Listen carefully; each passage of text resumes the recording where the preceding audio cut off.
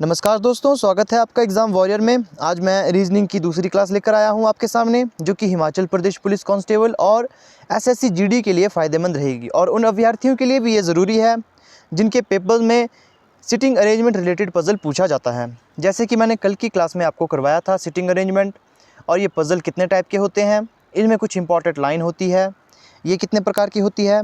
जिसने अभी तक चैनल सब्सक्राइब नहीं किया वे चैनल को सब्सक्राइब कर दें और हाँ, वीडियो को कभी स्किप करके ना देखें। अगर मैं जीके की क्लास लेके आता हूँ तो आप उसे स्किप कर सकते हो, लेकिन मैथ और रीजनिंग की क्लास को आप कभी स्किप ना करें। तो कल की वीडियो जिसने नहीं देखी, डिस्क्रिप्शन में लिंक दे दूंगा, आप उस वीडियो को ज़रूर चेक करें, क्योंकि उसमें मैंने बेसिक नॉलेज बताया है सिटिंग अरेंजमेंट रिलेटेड पज़ल का। तो चलिए क्वेश्चन करते हैं।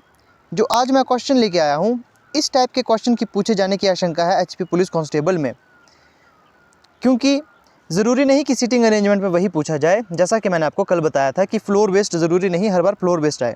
हो सकता है कभी आपको straight line based sitting arrangement दी जाए, या सर्कल बेस्ड दी जाए, वर्गाकार दी जाए, हो सकता है आयताकार दी जाए, हो सकता है फ्लोर बेस्ड दी जाए। तो आपने हर प्रकार की अरेंजमेंट पढ़कर जाना है और इसकी तैयारी करने का ज़िम्मा मैं अपने सिर पर ले लेता हूँ, क्योंकि मैं आपकी सारी तैयारी करवा दूँगा। अगर आप मेरी पूरी वीडियो देख लोगे, आप इस पूरी सीरीज़ को देख लोगे, तो ये विश्वास मैं दिलाता हूँ कि आप इस क्वेश्चन को आसानी से कर पाओगे। और थोड़ी सी मेहनत आपको भी करनी होगी, आपको प्रैक्टिस सेट इसके खुद करने होंगे, जो क्वेश्चंस मैं दूंगा वो आपको खुद करने होंगे। तो चलिए इस क्वेश्चन को शुरू करते हैं। इसमें क्या कहा गया है कि 8 मित्र हैं, CDEFLMNO, एक सीधी पंक्ति में बैठे हैं, एक स्ट्रेट लाइन में बैठे हैं, लेकिन ज़रूरी नहीं कि वो इसी क्रम में बैठे हैं। आगे लिखा गया है कि उनमें से कुछ का मुंह उत्तर की ओर है, कुछ का दक्षिण की ओर है। अब जो व्यक्ति बैठे हैं, कुछ तो उत्तर दिशा की ओर देख रहे हैं, कुछ दक्षिण दिशा की ओर देख रहे हैं। आगे कहा गया है कि M के दाएं केवल 3 व्यक्ति बैठे हैं। सबसे पहले हमें यहाँ पर क्या करना है कि एक लाइन खींच लेनी है, एक स्ट्रेट लाइन खींचोगे आप। सबसे पहले यहाँ पर आपने 8 व्यक्तियों के लिए 8 जगह बनानी है। तो एक व्यक्ति के लिए ये हो गया, दूसरे व्यक्ति के लिए 3, 4, 5, 6, 7 और 8। अब यहाँ क्वेश्चन में क्या कहा गया है कि M के दाएं केवल 3 व्यक्ति बैठे हैं। अब यहाँ पर हमें बताया नहीं गया है कि M किस ओर देख रहा है, वो उत्तर दिशा की ओर देख रहा है या दक्षिण दिशा की ओर देख रहा है। तो इस क्वेश्चन को करने का सबसे अच्छा तरीका क्या है, हम 2 पॉसिबिलिटीज़ मानकर चलेंगे। पहली पॉसिबिलिटी कि वो उत्तर की ओर देख रहा है, दूसरी पॉसिबिलिटी कि वो दक्षिण की ओर देख रहा है। तो पहले मानकर चलते हैं वो उत्तर की ओर देख रहा है। अगर वो उत्तर की ओर देख रहा है तो यहाँ कहा गया है कि M के दाएं केवल 3 व्यक्ति बैठे हैं। तो पहला, दूसरा, तीसरा, इसके केवल 3 व्यक्ति बैठे हैं। M यहाँ आएगा, M यहाँ आएगा, क्योंकि हमने इस पॉसिबिलिटी में मानकर चला है कि ये उत्तर की ओर देख रहा है, और आपको पता होगा कि दाहिना हिस्सा इस तरफ होगा जब वो उत्तर की ओर देख रहा होगा। अब एक और पॉसिबिलिटीज़ मानकर चलेंगे, एक और पॉसिबिलिटी लेके चलेंगे हम। इस वाली पॉसिबिलिटी में हम क्या मानेंगे कि जो M है वो हमारा दक्षिण की ओर देख रहा है। तो हमने 3 व्यक्तियों की जगह 8 व्यक्तियों की जगह बना लेनी है। 1, 2, 3, 4, 5, 6, 7 और 8। इस बार हमने क्या माना कि M जो है वो हमारा दक्षिण की ओर देख रहा है। तो जब यहाँ पर दक्षिण की ओर देख रहा है तो M हमारा कहाँ आ जाएगा, M हमारा यहाँ आएगा। जब वो दक्षिण की ओर देखेगा तो दाईं ओर उसका ये हो जाएगा और बायां ओर उसका ये हो जाएगा। बाईं साइड ये होगी, दाईं साइड ये होगी। तो यहाँ केवल 3 व्यक्ति बैठे हैं, तो 3 व्यक्ति यहाँ अरेंज हो चुके हैं। अब आगे कहा गया है कि M के बाएं दूसरे स्थान पर E बैठा है। M के बाएं, जैसे अगर आप यहाँ देखोगे तो यहाँ पर M का बाएं कौन सा है, M का बाएं इसका ये वाला हिस्सा है। तो दूसरे स्थान पर E बैठा है, मतलब पहला, दूसरा, यहाँ पर हमारा E आएगा। तो यहाँ हमने E ले लिया, तो यहाँ हमने E ले लिया। अब नीचे भी हम यहीं पे भरेंगे इसको। यहाँ पर भी जब ये दक्षिण दिशा की ओर देख रहा है तो इसका बाएं किस तरफ होगा, मैंने कहा इसका बाएं इस तरफ होगा, बस उत्तर दिशा के अपोजिट बिल्कुल यही होगा। तो यहाँ पर दूसरे स्थान पर तो पहला, दूसरा, तो हमारा E यहाँ पर आएगा। आगे कहा गया है कि O के दाएं तीसरे स्थान पर F बैठा है। O के दाएं तीसरे स्थान पर F बैठा है। O M का निकटतम पड़ोसी नहीं है।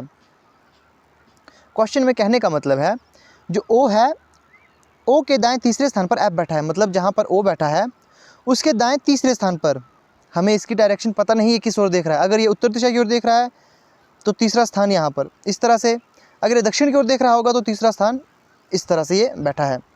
और आगे कहा गया है कि ओ एम का निकटतम पड़ोसी नहीं है। जो ओ है ना तो वो यहाँ आएगा और ना ही यहाँ आएगा, क्योंकि ये इसका निकटतम पड़ोसी नहीं है। जगह कौन सी बचती है? एक जगह तो है यहाँ पर ओ की ये वाली, एक जगह तो ओ के लिए यहाँ पर बचती है, क्योंकि यहाँ कहा गया है कि ओ के दाएं तीसरा। अब ये इस तरफ तो तीसरा होगा नहीं, इसका मतलब दाएं किस तरफ आएगा? अगर ये उत्तर दिशा की ओर होगा तभी यहाँ पर दाएं तीसरा आएगा। तो पहला, दूसरा, तीसरा। एक कंडीशन तो ये है कि जो एफ़ है वो हमारा यहाँ आ सकता है। अगर हमने ओ यहाँ पर बिठाया तो तीसरे स्थान पर तो एफ़ आ ही नहीं सकता। कैसे? देखिए, पहला, दूसरा, तीसरे स्थान पर तो एम बैठा हुआ है। अब मान कर चलिए अगर ओ यहाँ बैठा है और वो दक्षिण दिशा की ओर देख रहा है, तीसरे स्थान पर पहला, दूसरा, तीसरा, यहाँ पर ये नहीं आएगा, यहाँ एम आया है। तो एक और जगह बचती है ओ के लिए। एक जगह तो हो गई ये वाली फिक्स, एक जगह ये भी बचती है, पहला, दूसरा, तीसरा। हो सकता है कि वो यहाँ पर आए। और क्वेश्चन में क्या कहा गया है? क्वेश्चन में कहा गया है आगे कि ओ किसी भी छोर पर नहीं बैठा है। ओ किसी भी छोर पर नहीं बैठा है, इसका मतलब ये वाली पॉसिबिलिटी तो गलत हो गई। छोर का मतलब क्या होता है कि वो किनारे पर नहीं बैठा है, तो ये वाला तो कंडीशन हमारा फुलफिल नहीं होगा। तो हमारी जो ओ की जगह बचती है वो केवल बचती है, ओ की जगह केवल यहाँ बचती है। यहाँ से तीसरे स्थान पर एफ़ बैठा है, ना तो अब ये छोर पर है और ना ही एम का पड़ोसी है, और ये हमारी कंडीशन फुलफिल हो गई। नीचे भी हम ऐसा ही करेंगे। नीचे कहा गया था कि यहाँ भी कहा गया है कि ओ के दाएं तीसरे स्थान पर एफ बैठा है। अब मान लीजिए ओ हमारा यहाँ पर है, दक्षिण दिशा की ओर तो वो बैठ ही नहीं सकता, क्योंकि यहाँ पर कहा गया है कि दाईं ओर, तो यहाँ पर दाईं ओर तो कोई व्यक्ति बैठे ही नहीं है। तो अगर ये उत्तर दिशा की ओर देख रहा है तो दाईं ओर तीसरा, तो पहला, दूसरा, तीसरा, तो यहाँ पर एम बैठा है, ये फुलफिल नहीं होगा। क्वेश्चन में भी कहा गया है कि किनारे की ओर नहीं बैठा है ये, तो एक तो जगह हमारी बचती है ओ की ये। जब ओ हमारा यहाँ बैठेगा और उत्तर दिशा की ओर देख रहा होगा, तब क्या होगा कि तीसरे नंबर पर यहाँ पर एफ़ आएगा, पहला, दूसरा, तीसरा, तो मतलब ई से पहले हमारा यहाँ पर एफ़ आएगा। आगे देखते हैं कि अब आप सोच रहे होंगे कि ओ हमारा यहाँ भी आ सकता था, यहाँ कैसे आएगा? अगर यहाँ ओ आएगा तो पहला, दूसरा, तीसरे स्थान पर तो हमारा एम आया है, और ओ तो यहाँ आ ही नहीं सकता क्योंकि किनारे पर ओ बैठने वाला नहीं है। तो ये हो चुकी है हमारी कंडीशन फुलफिल। आगे क्या कहा गया है कि ओ के दोनों निकटतम पड़ोसियों का मुख दक्षिण की ओर है। मतलब ओ के जो पड़ोसी है, ये पड़ोसी, इनका मुँह दक्षिण की ओर है, तो ओ के पड़ोसी यहाँ भी हम दक्षिण की ओर करेंगे। ओ हमारा उत्तर की ओर देख रहा है। आगे क्वेश्चन में कहा गया है कि एन के दाएं दूसरे स्थान पर डी बैठा है।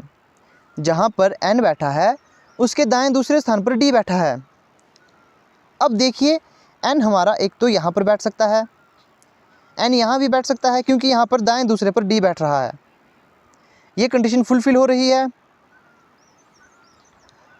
और एक कंडीशन हमारी ये भी फुलफिल हो सकती है कि एन अगर यहाँ बैठेगा तो यहाँ पर दाईं ओर तो यहाँ बैठ नहीं सकता, क्योंकि दाईं ओर तो यहाँ व्यक्ति ही नहीं है। तो एक कंडीशन हमारी फुलफिल हो गई, एन हमारा यहाँ आएगा तो दाएं दूसरे स्थान पर डी बैठा है, ये हमारी कंडीशन फुलफिल हो गई। यहाँ करते हैं, अगर यहाँ पर अगर आप देखोगे, अगर हम एन को यहाँ बैठाएंगे तो ये इसका क्या है, जो इसका दाहिना हिस्सा है, अगर आप यहाँ पर एन को बिठाओगे, अगर एन यहाँ बैठेगा तो ये इसका बाएं, ये दाएं, लेकिन जब ये दक्षिण दिशा की ओर देख रहा होगा तो आपका दाएं इस तरफ होगा, तो यहाँ पर डी बैठ सकता है। दाएं दूसरा तो डी हमारा यहाँ बैठ सकता है, क्योंकि इनकी डायरेक्शन पहले ही दी गई है। कहा गया है ना क्वेश्चन में कि ओ के पड़ोसी दक्षिण दिशा की ओर देख रहे हैं, तो डी यहाँ पर आएगा। अब आगे वाली कंडीशन में देखते हैं क्या कहा गया है। एम और डी के बीच उतने ही व्यक्ति बैठे हैं जितने एम और एल के बीच में बैठे हैं। मतलब यहाँ देखिए, एम और डी के बीच में कितने व्यक्ति बैठे हैं, एम और डी के बीच में कितने व्यक्ति बैठे हैं, एम और डी के बीच में, यहाँ आप देखोगे, अगर आप यहाँ देखोगे कि एम और डी के बीच में 2 व्यक्ति बैठे हैं। कहा गया है कि उतने ही व्यक्ति एम और एल के बीच में भी बैठे हैं, एम और एल के बीच में भी उतने ही व्यक्ति बैठे हैं। यहाँ आप देख सकते हो 2 व्यक्ति है एम और डी के बीच में, तो एम और एल के बीच में 2 व्यक्ति आने चाहिए, तो पहला, दूसरा, तो एल हमारा यहाँ आ जाएगा। ये कंडीशन फुलफिल हो गई यहाँ पर। अब आप यहाँ देखोगे कि एम और डी के बीच में कितने व्यक्ति बैठे हैं, एक भी नहीं, तो हमारा जो L होना चाहिए था वो यहाँ आना चाहिए था, लेकिन यहाँ तो F है। इसका मतलब ये वाली कंडीशन हमारी गलत हो गई, जो ये कंडीशन है वो हमारी हो गई है गलत। इसे मिटा देते हैं। ये फ़ायदा होता है दो कंडीशन लेने का, दोनों को साथ साथ करें। अगर एक कंडीशन गलत हो गई तो कंफर्म है 100%, दूसरी तो आपकी ठीक होनी ही है। पेपर में आप ऐसे करोगे कि पहले एक कंडीशन मान के चली, उसे ही आप कर रहे हो, वो गलत हो गई, फिर आप दूसरी कंडीशन को करोगे। मेरे भाई इतना टाइम नहीं होता, तो इससे बेहतर है कि आपने दो कंडीशन मानकर चलनी है। अब यहाँ पर हमारी कंडीशन ठीक हो चुकी है। अब आगे क्वेश्चन में कहा गया है कि F के निकटतम पड़ोसियों का मुख विपरीत दिशा की ओर है। जो F के निकटतम पड़ोसी है उनका मुख विपरीत दिशा की ओर है। जैसे जो निकटतम पड़ोसी कौन कौन है, M है और E है, इनके मुख विपरीत दिशा की ओर है। जैसे अगर ये दक्षिण की ओर देख रहा है तो ये उत्तर की ओर देख रहा है। क्वेश्चन में कहा गया है ना, इनके मुँह विपरीत दिशा की ओर है। आगे कहा गया है कि L तथा F का मुँह C के विपरीत दिशा की ओर है। L और F का मुँह C के विपरीत दिशा की ओर है। और आप देख सकते हो C के लिए केवल एक जगह बचती है, तो यहाँ C आएगा। अब हमें पता नहीं है C किस ओर देख रहा है, तो ये वाली लाइन जो है इसे हम आगे के लिए करेंगे, आगे छोड़ देते हैं। तो यहाँ पर अब कहा गया है कि पंक्ति के छोरों पर बैठे व्यक्तियों का मुँह विपरीत दिशा की ओर है। मतलब जो व्यक्ति पंक्ति में बैठे हैं उनका मुँह विपरीत दिशा की ओर है। अगर ये दक्षिण की ओर देख रहा है तो ये कहाँ देखेगा, ये उत्तर की ओर देखेगा ना। तो अब हम ऊपर वाली लाइन को सॉल्व कर सकते हैं कि L तथा F का मुँह C के विपरीत दिशा की ओर है। मतलब जहाँ C देख रहा है उसकी उल्टी दिशा में देख रहे हैं F तथा L, तो मतलब ये हमारे देख रहे हैं दक्षिण दिशा की ओर। तो ये हो चुका है हमारा क्वेश्चन पूरा सॉल्व। अब इसके क्वेश्चन करते हैं कि क्वेश्चन कैसे पूछे जाते हैं। तो ये होता है क्वेश्चन पूछने का तरीका। जैसे यहाँ कहा गया है कि दी गई व्यवस्था के आधार पर निम्नलिखित में से कौन सा सत्य है। डी का मुख उत्तर की ओर है, नहीं, डी का मुख तो दक्षिण की ओर है, ये गलत है। केवल 3 व्यक्तियों का मुँह दक्षिण की ओर है, क्या केवल 3 व्यक्ति का मुँह दक्षिण की ओर है? जी नहीं, N का मुँह भी दक्षिण की ओर है, M का मुँह दक्षिण की ओर है, F का मुँह दक्षिण की ओर है, L का मुँह दक्षिण की ओर है। 4 व्यक्ति हैं, यहाँ 3 दिए गए हैं। पंक्ति के किसी छोर पर L बैठा है, क्या L बैठा है पंक्ति के छोर पर? नहीं बैठा है ना, तो ये भी गलत है। O तथा E का मुख एक ही दिशा की ओर है, क्या O तथा E का मुँह एक दिशा की ओर है? जी हाँ, O देख सकते हो, ये O है, ये E है, ये एक दिशा की ओर देख रहे हैं। तो ये हो जगह है, ये वाली जो कंडीशन है ये हमारी ठीक हो चुकी है। अगला क्वेश्चन देखते हैं। अगला क्वेश्चन पूछा गया है कि O के बाईं ओर कितने व्यक्ति बैठे हैं। O के बाईं ओर कितने व्यक्ति बैठे हैं? आप देखोगे O के बाईं ओर इस तरफ होता है, बाईं ओर केवल एक व्यक्ति बैठा है, तो आपका आंसर क्या आएगा? Only 1 person. आगे पूछा गया है निम्नलिखित में से किसका मुंह उत्तर की ओर है, किसका मुंह उत्तर की ओर है? तो इनमें से किसका मुंह उत्तर की ओर है? तो उत्तर की ओर मुंह किसका है? क्या ई का है? देखते हैं किसका मुंह उत्तर की ओर है। तो ई का मुंह उत्तर की ओर है। एक तो हमारे पास ई आ गया जिसका मुंह उत्तर की ओर है, और किसी का है क्या? एम एन एफ डी का है क्या? एम का नहीं है, एफ का नहीं है, डी का नहीं है। तो यहाँ पर जो राइट आंसर होगा वो होगा हमारा ई। अगला क्वेश्चन है निम्नलिखित में से कौन एल के बाएं दूसरे स्थान पर है। जहाँ पर एल बैठा है उसके बाएं दूसरे स्थान पर कौन है? ये हमारा एल बैठा है, इसके बाएं दूसरे स्थान पर कौन है? तो यहाँ आप देखोगे यहाँ क्या कहा गया है, एल के बाएं दूसरे स्थान पर। अब एक चीज़ आपने नोटिस करनी है, एल हमारा देख रहा है, देखिए एल हमारा देख रहा है दक्षिण दिशा की ओर। जब व्यक्ति उत्तर दिशा की ओर देखता है तो ये उसका लेफ़्ट, ये राइट हो जाता है, मतलब ये बायां, ये दायां हो जाता है। लेकिन जब दक्षिण दिशा की ओर हो जाता है तो ये उल्टा हो जाता है, ये दायां बन जाता है और ये बायां बन जाता है। आप देख सकते हो बाएं दिशा की ओर दूसरे स्थान पर कौन बैठा है? एल के बाएं दूसरे पर कौन बैठा है? कोई व्यक्ति नहीं बैठा। तो यहाँ पर आंसर क्या आएगा? नन ऑफ दिस, क्योंकि इनमें से कोई नहीं बैठा बाएं दूसरे, क्योंकि एल बाएं दूसरे पर तो कोई जगह ही नहीं है व्यक्ति के लिए। अगर क्वेश्चन आता कि बाएं कौन बैठा है तो यहाँ पर आंसर होता सी, लेकिन यहाँ सी भी नहीं दिया गया है। यहाँ क्वेश्चन ही गलत पूछा गया है कि बाएं दूसरे कौन बैठा गया है। ऐसा क्वेश्चन भी एग्जाम में पूछा जाता है, ये बच्चे को कंफ्यूज करने के लिए पूछा जाता है, तो आपने क्वेश्चन ध्यान से कर लेना है। तो ये हो चुका हमारा पहला क्वेश्चन। इस लेवल के क्वेश्चन आपके पुलिस एग्जाम में आ सकते हैं या एसएससी जीडी में आ सकते हैं। अब थोड़ा सा एक अपग्रेड लेवल का क्वेश्चन लेते हैं, थोड़ा सा एक लेवल इसका ऊपर है, क्योंकि यहाँ पर दो पॉसिबिलिटीज़ दी गई है। ये 2 variable straight line sitting arrangement है। यहाँ पर दो चीज़ें आपको सेट करनी होती है। पहली तो आपको यहाँ कहा गया है कि सबसे पहले आपको ABCD को अरेंज करना होगा, फिर उनकी यहाँ पर आयु दी गई है। तो चलिए इस क्वेश्चन को कैसे करते हैं मैं आपको बता देता हूँ। सबसे पहली बात, क्वेश्चन ध्यान से पढ़ना है। क्या कहा गया है कि ABCD PQR तथा S जिनके मुंह उत्तर की ओर है। पहला पॉइंट, सभी का मुंह उत्तर की ओर है। एक सीधी पंक्ति में बैठे हैं। दूसरा पॉइंट, सीधी पंक्ति पर बैठे हैं, मतलब ये पंक्ति वाला क्वेश्चन है। आगे कहा गया है प्रत्येक व्यक्ति की आयु अलग अलग है, जैसे किसी की 14 है, किसी की 16, किसी की 21, किसी की 26, किसी की 28, किसी की 17 है, किसी की 29 तथा किसी की 31 वर्ष है, परंतु आवश्यक नहीं है कि इसी क्रम में हो। अब कहा गया है कि पंक्ति के किसी एक छोर पर बी बैठा है। पंक्ति के किसी एक छोर पर बी बैठा है। अब पंक्ति के तो दो छोर होते हैं मेरे भाई, बी कहाँ बैठा होगा? तो सबसे पहले आपने क्या करना है, यहाँ पर भी आपने दो पॉसिबिलिटीज़ मानकर चलनी है। सबसे पहले 8 जगह बना लेनी है। 8 व्यक्ति है ना, तो 8 जगह बनेगी। पहली, दूसरी, तीसरी, चौथी, पाँचवीं, छठी, सातवीं और आठवीं।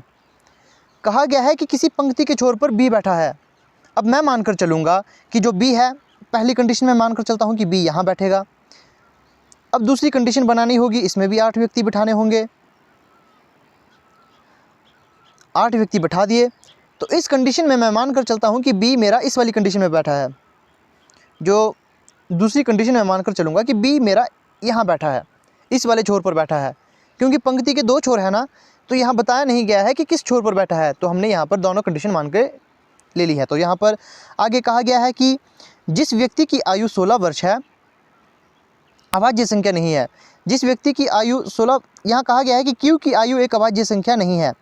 मतलब जो Q है उसकी आयु ना तो 17 होगी, ना 29 होगी, ना 31 होगी। तो ये हमने आगे के लिए छोड़ दिया। आगे कहा गया है कि जिस व्यक्ति की आयु 16 वर्ष है तथा B के बीच केवल 3 व्यक्ति बैठे हैं। यहाँ से क्वेश्चन हमारा बनना शुरू हो जाएगा कि जो B है और जो 16 वर्ष का व्यक्ति है, उनके बीच केवल 3 व्यक्ति बैठे हैं। तो ये कैसे होगा? तो पहला, दूसरा, तीसरा, 3 व्यक्ति हो गए, तो 16 वर्ष का आयु यहाँ आएगा। जो 16 वर्ष का व्यक्ति है वो यहाँ आएगा। क्वेश्चन में कहा गया है ना, यहाँ आप देख सकते हो कि जिस व्यक्ति की आयु 16 वर्ष है तथा V के बीच केवल 3 व्यक्ति बैठे हैं। तो हमने 3 व्यक्ति बैठा दिए, आ गए 3 व्यक्ति। यहाँ भी ऐसा ही करेंगे, पहला, दूसरा, तीसरा, तो 16 वर्ष हमारा यहाँ पर आ जाएगा। अब आगे देखिए क्या कहा गया है। आगे कहा गया है कि जिस व्यक्ति की आयु 29 वर्ष है वह C के बाएं दूसरे स्थान पर बैठा है। हमें पता नहीं है कि जो C है वो कहाँ बैठा है, तो ये कंडीशन भी हम आगे के लिए छोड़ देंगे। अगली कंडीशन पढ़ते हैं। आगे कहा गया है कि जिस व्यक्ति की आयु 16 वर्ष है उसके दाएं C बैठा है, परंतु ठीक दाएं नहीं। यहाँ से आप देखोगे कि यहाँ कहा गया है परंतु ठीक दाएं नहीं। इसका क्या मतलब है? इसका मतलब है, जैसे क्वेश्चन में कहा गया है कि जिस व्यक्ति की आयु 16 वर्ष है उसके दाएं, तो ये उत्तर दिशा की ओर देख रहे हैं, तो दाएं हिस्सा इनका ये वाला हो जाएगा।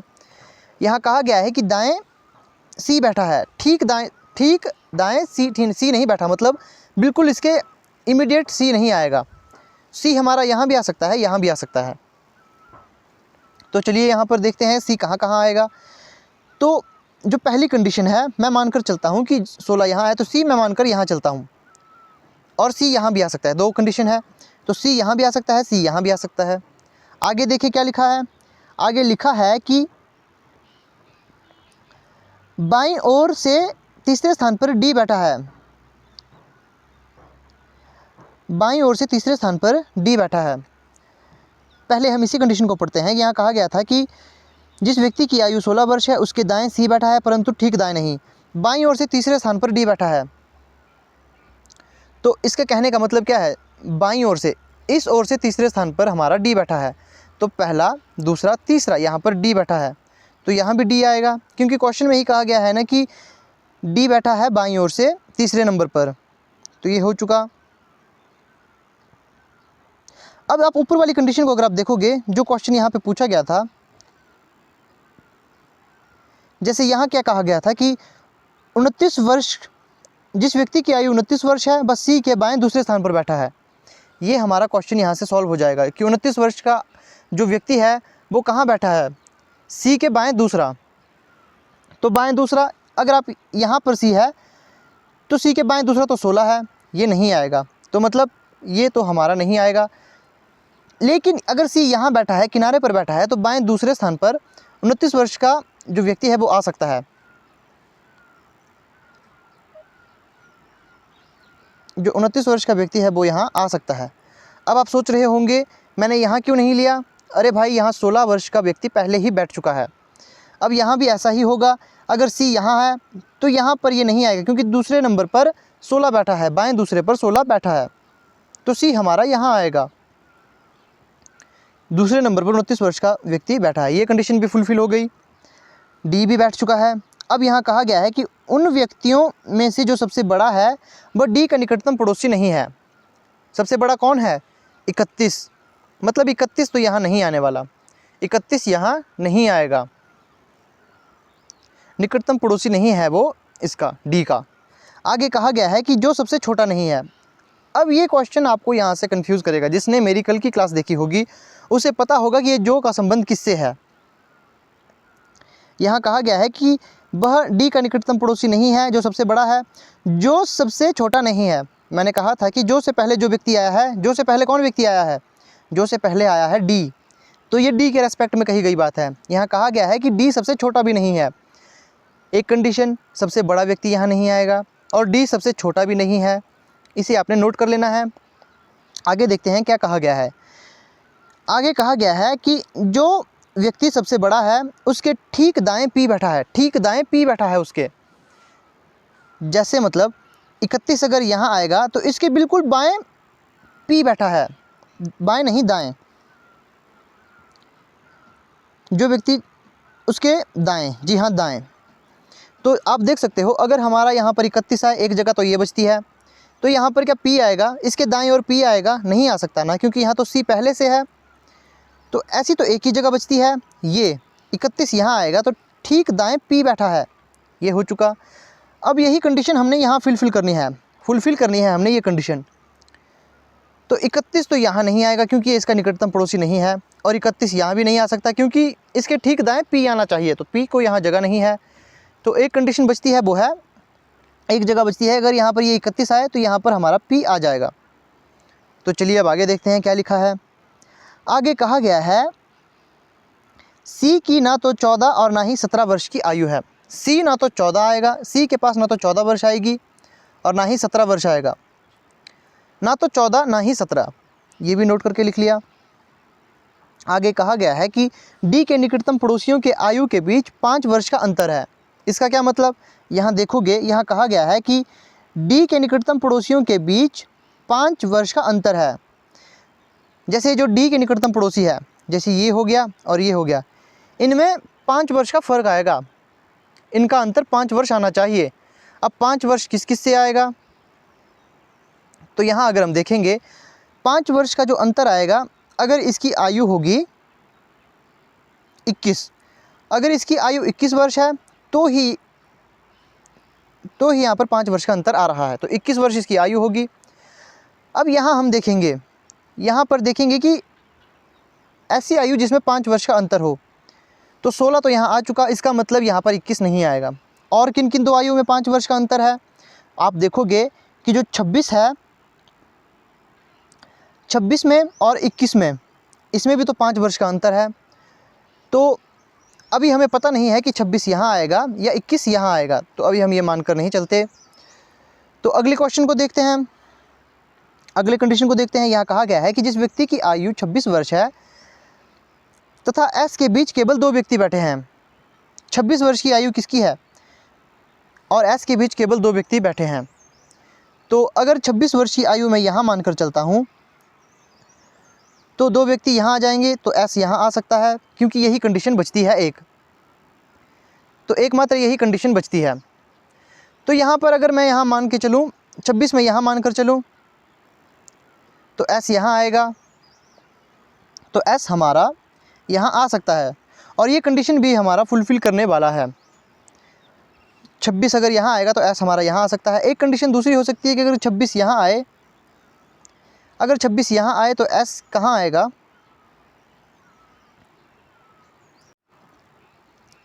अगर इस कंडीशन को मानकर चले कि 26 यहाँ आएगा तो S हमारा यहाँ आएगा, ये भी फुलफ़िल कर रहा है। लेकिन अगर आपने एक कंडीशन पढ़ी होगी कि एक कंडीशन में कहा गया था कि जो D के पड़ोसी हैं उनके बीच 5 वर्ष का अंतर आना चाहिए। तो अगर हम तो यहाँ पर दो ही संख्या बचती है, 21 और 26। तो अगर मैं 26 को यहाँ मानूँ तो ये कंडीशन फुलफ़िल होगी जो कहा गया था कि D के पड़ोसियों के बीच 21 वर्ष का अंतर है। तो S यहाँ आएगा तो 21 यहाँ आएगा। ये कैसे हुआ, अब मैं आपको समझाता हूँ। यहाँ कहा गया था कि जो D के निकटतम पड़ोसी है उनके बीच 5 वर्ष की आयु का फ़र्क है। तो 5 वर्ष की आयु का फ़र्क किस किस में है? एक तो आप देखोगे कि 16 और 21 में है। 16 तो आ नहीं सकता क्योंकि 16 की जगह फ़िक्स है। 21 और 26 ही बचा था हमारे पास। अगर मैं 26 को यहाँ मानकर चलूँ तो ये कंडीशन को फुलफ़िल भी कर रहा है। इसने कहा था कि इसके यहाँ कहा गया था कि 26 वर्ष तथा S के बीच 2 व्यक्ति हैं। तो यहाँ पर 2 व्यक्ति भी आ रहे हैं, S भी आ रहा है और ये D वाली कंडीशन भी फुलफ़िल हो रही है क्योंकि अगर हम 21 को यहाँ मानकर चलेंगे तो 5 का अंतर आ रहा है। तो हमने ये मानकर चल लिया, तो यहाँ पर S आ गया। आगे कहा गया है कि और इसके दाएं तरफ ही क्यों लिया हमने, 26 के दाएं तरफ ही S क्यों लिया? क्योंकि यहाँ क्वेश्चन में कहा गया है ना कि जिस व्यक्ति की आयु 26 है उसके दाएं S बैठा है, तो इसीलिए हमने इसको ऐसा किया। अब मैं क्वेश्चन को एक बार क्लियर कर देता हूँ क्योंकि यहाँ पर मैंने ज़्यादा ही चित्रकारी कर दी। तो अब आप देख सकते हो आगे क्या कहा है। आगे कहा है कि S के ठीक बाएं R नहीं बैठा। S के बाएं R नहीं बैठा है, मतलब यहाँ पर R नहीं आएगा, लेकिन R आपका यहाँ तो आ सकता है ना, R आपका यहाँ तो आ सकता है और R आपका यहाँ भी आ सकता है। तो हमें अभी ये पता नहीं है कहाँ आएगा। तो यहाँ पर हमने अगर 26 फिक्स किया तो S हमारा यहाँ आ चुका है। तो अब यहाँ पर हम करते हैं, आगे कहा गया है कि A के दाएं तीसरे स्थान पर Q बैठा है, मतलब जहाँ पर A बैठा है उसके दाएं तीसरे स्थान पर Q बैठा है। अब A अगर यहाँ बैठेगा तो इसके तीसरे स्थान पर Q, पहला दूसरा तीसरा, तो ये कंडीशन हमारी फुलफ़िल हो रही है। यहाँ पर Q बैठ रहा है। अब यहाँ पर देखिए जगह कितनी है, एक दो जगह यहाँ पर ये है A के लिए, तीसरे स्थान पर Q आएगा, 1 2 3, तीसरे स्थान पर Q आ गया, तो ये ठीक हो गया। अब आगे क्या कहा है, यहाँ अगर आपने क्वेश्चन ध्यान से पढ़ा होगा कि S के ठीक बाएं R नहीं बैठेगा, जहाँ S है उसके बाएं तरफ R नहीं बैठेगा। यहाँ तो केवल एक ही जगह है R के लिए, तो ये कंडीशन हमारी हो गई गलत। मैं इसे मिटा देता हूँ। तो नीचे वाली कंडीशन हमारी हो चुकी है गलत। अभी आपको ये क्वेश्चन थोड़ा सा टफ लग रहा होगा और आपको जो मैं तरीका बता रहा हूँ ये भी टफ लग रहा होगा। मेरी बात मानिए, मुझ पे विश्वास कीजिए, ये जो तरीका है 100% कारगर है जब आप परीक्षा में जाओगे। 2 कंडीशन लेके आप बहुत फ़ायदे में रहोगे। अब आप देख सकते हो यहाँ पर एक जगह बचती है R की। क्वेश्चन में ये नहीं कहा गया था कि उसके दाएं भी नहीं बैठेगा, क्वेश्चन में केवल ये कहा गया था कि उसके बाएं नहीं बैठेगा। तो बाएं तरफ तो S के R आया नहीं है, लेकिन S के दाएं तरफ R आ रहा है, तो ये हमारा ठीक हो गया है। तो यहाँ पर R आ चुका है, तो ये हमारी कंडीशन फुलफ़िल कर दी है इस क्वेश्चन की, जो जैसे हमारे पास कंडीशन दी गई थी। अब यहाँ से क्वेश्चन कैसे पूछा गया होगा, क्वेश्चन पूछा जाता है कि यहाँ से ऐसा क्वेश्चन पूछा जा सकता है जैसे B तथा A के बीच में कितने व्यक्ति बैठे हैं। B और A के बीच में कितने व्यक्ति बैठे हैं, तो 2 व्यक्ति बैठे हैं। एक क्वेश्चन ऐसा भी पूछा जा सकता है कि जो C के बाएं तीसरा कौन है, C के बाएं तीसरा कौन है। तो आप देखोगे कि C के बाएं तीसरा कौन है, तो पहला दूसरा तीसरा S, तो C के बाएं तीसरा S है। क्वेश्चन ऐसा आ सकता है A की उम्र कितनी है, तो A की उम्र 21 वर्ष है। अभी क्वेश्चन पूरा नहीं हुआ, यहाँ पर 2 व्यक्तियों की आयु हमने नहीं भरी, मुझे अभी याद आया। तो क्वेश्चन में क्या कहा गया था कि क्वेश्चन में कहा गया था कि यहाँ पर 2 आयु बच रही है, 3 आयु बच रही है, D की, Q की और C की। माफ़ कीजिएगा मैंने ध्यान नहीं दिया था। तो यहाँ पर 3 आयु बच रही है।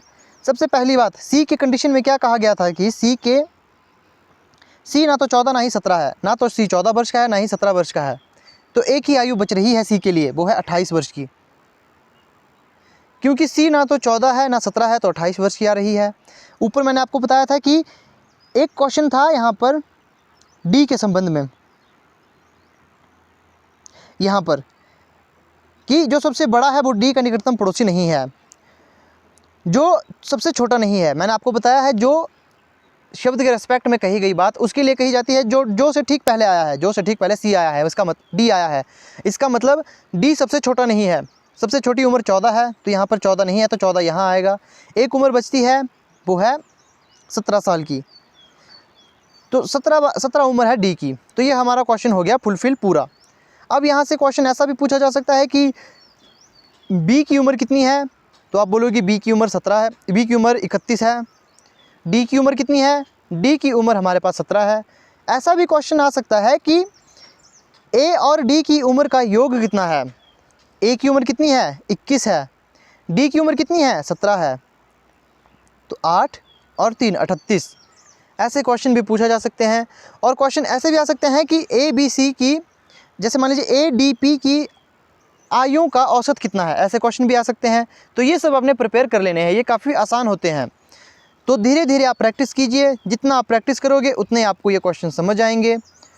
और अगर कोई डाउट हो तो आप कमेंट में ज़रूर पूछ सकते हैं, और अगर मैंने कोई गलत बता दी हो इन्फॉर्मेशन तो आप मुझे ज़रूर बताएं कमेंट में, ताकि मैं उसे सुधार सकूं।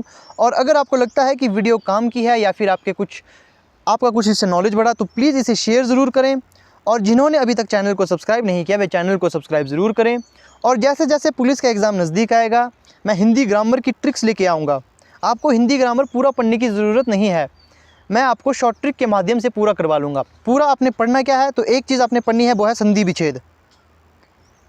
संधि विच्छेद का आपके पास नॉलेज होना चाहिए कि किस मात्राओं को मिला के कौन सी मात्रा बनती है, तो ये आपको डिटेल में पढ़ना होगा। हिंदी व्याकरण का एकमात्र जो सब्जेक्ट है संधि विच्छेद। ट्रिक के मामले से ये हो ही नहीं सकता। ट्रिक इसमें काम करेगी, ये पहचानने में काम करती है कि लघु स्वर कौन है, बड़ा स्वर कौन है, ये सब। तो ये हिंदी की शॉर्ट ट्रिक्स भी मैं आपको लेके आऊँगा। और धीरे धीरे जैसे एग्ज़ाम की डेट नज़दीक आएगी, मैं इंग्लिश की फ्री क्लासेस भी लेके आऊँगा, जिसमें मैं आपके वोकैबुलरी करवाऊँगा। और सबसे ज़्यादा ध्यान दूंगा मैं फिल इन द ब्लैंक्स और वोकैब में, क्योंकि यहाँ से 7 से 8 नंबर का क्वेश्चन पूछा जाता है। तो उम्मीद है आप चैनल को ज़रूर सब्सक्राइब करोगे, और अगर आपको वीडियो पसंद आती है तो इसे शेयर ज़रूर करें।